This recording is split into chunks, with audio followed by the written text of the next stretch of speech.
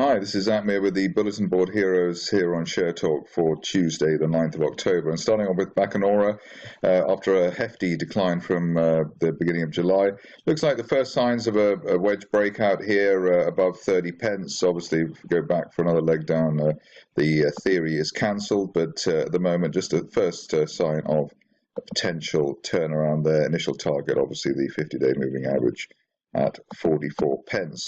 Another early bird chance here in terms of recovery at Immupharma. You can see that the shares have been in a wedge basically since the big decline in April.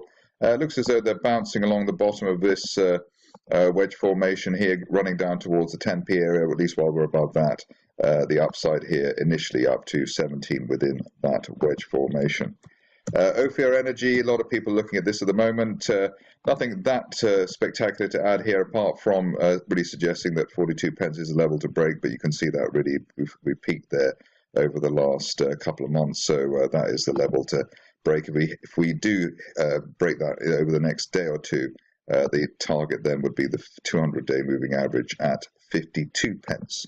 More conventional stuff here from Plutus Pwrgen with a break of the 50-day moving average, bouncing on that at 1.02 several times to start this month, and then heading higher today. So looking encouraging, and above the 50-day line, really looking for the 200-day average at 1.53 in this sort of strange formation. It looks a sort of a saucer mixed with an inverted head and shoulders, so strange one there. Dish of the day by a mile today is Serica.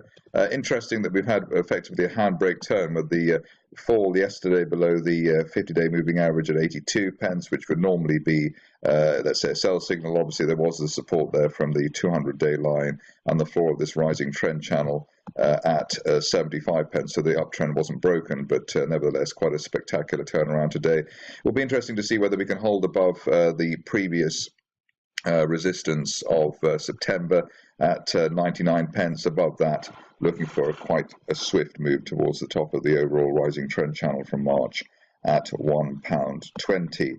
Another spectacular mover over the last couple of days is Sirius Petroleum. The gap within this, the gap higher through the 50-day moving average, always a very strong sign there, and then closing above the resistance line from March yesterday, breaking through the 200-day line today at 0.83, and really looks as though we're going to head back towards at least the 1.1 pence area over the next few weeks. Stop loss on the whole recovery argument back below that 0.75 pence resistance line.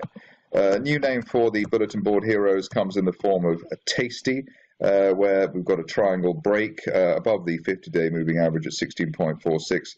Obviously, the initial target there, the 200-day line at 19.6, but we're really looking for 25 to 30p, which is the main post-April resistance on that.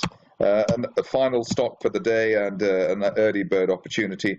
Possibility here that we've got a falling wedge from which Techfinancials will break out.